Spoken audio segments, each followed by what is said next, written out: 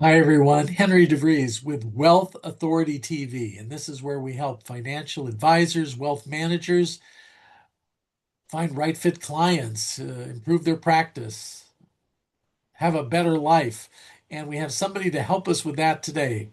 Uh, Arguably, the world's most industrious storyteller, Park Howell. Welcome to the show, Park. How are you today? Henry, I'm doing great. Thank you. And my clients would argue with you on that because they're the ones that gave me the name.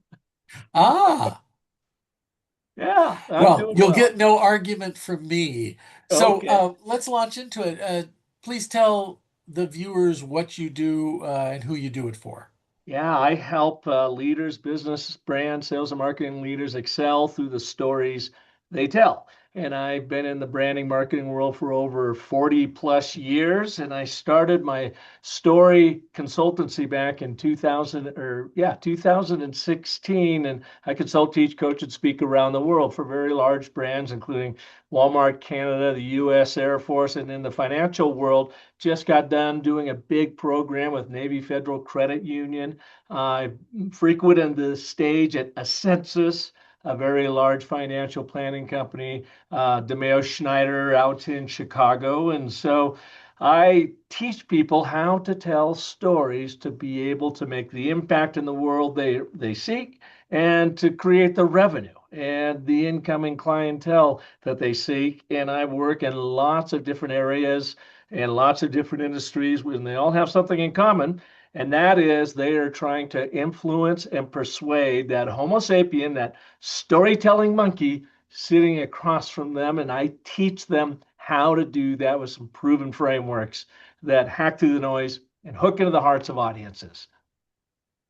We're kindred spirits, Park. So when we do books for financial advisors, we tell them that human brains are hardwired for stories. And your competitive edge, your hidden asset, are your mess to success stories where you've helped people.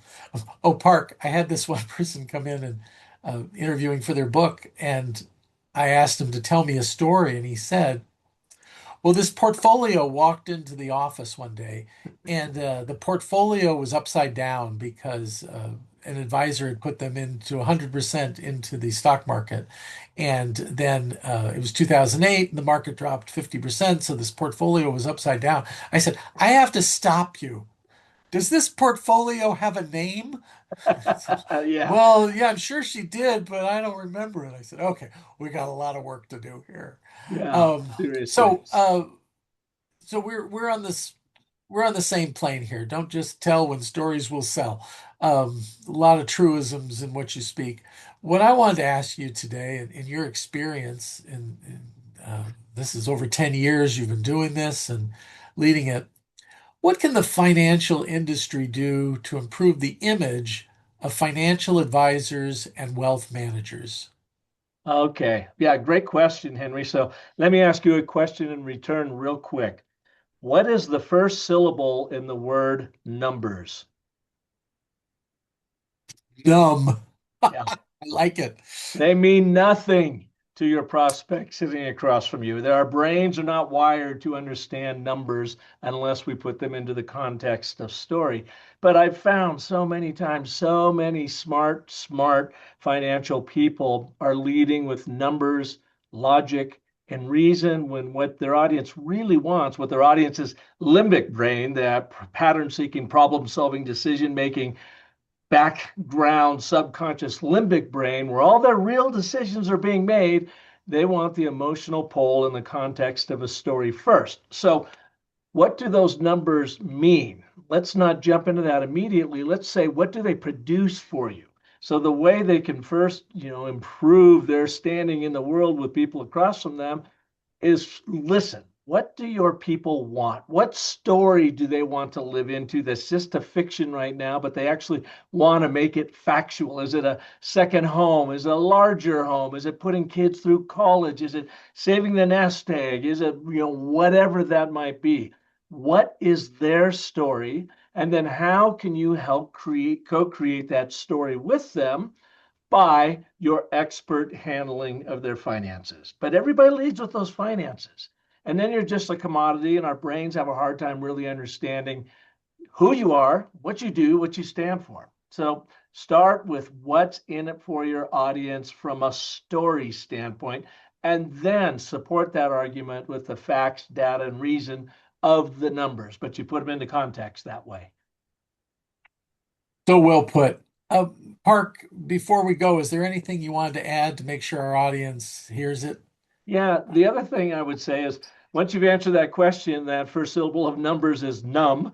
The second thing I want you to think about is what is the narrative behind those numbers? What is the story that is driving them, good or bad? What is the story that's going to take them to a whole nother level? And then how can you explain that through story? That's what I want to think. Numbers are numbing, and find the narrative behind those numbing numbers first, then support your narrative with those numbers. Park, let's just suppose somebody wanted to learn more about you and your work. Where could they go? Well, come on over to the Business of Story. I've got a podcast like yours, Henry. Mine has been going for about 11 years. Come on over to the Business of Story. A show there every Monday. I've got a new story artist from around the world that talks about story in every different facet of business and branding you could imagine. And then seek me out on LinkedIn. I think I'm the only Park Howell there if you're on LinkedIn. Let me know when you reach out and connect that you're coming through Henry's show. Love to connect with you and answer any questions you might have about the story. It's a generous offer, Park. Thank you much. Yeah. So, to all the viewers out there, until next time, keep those clients healthy, wealthy, and wise.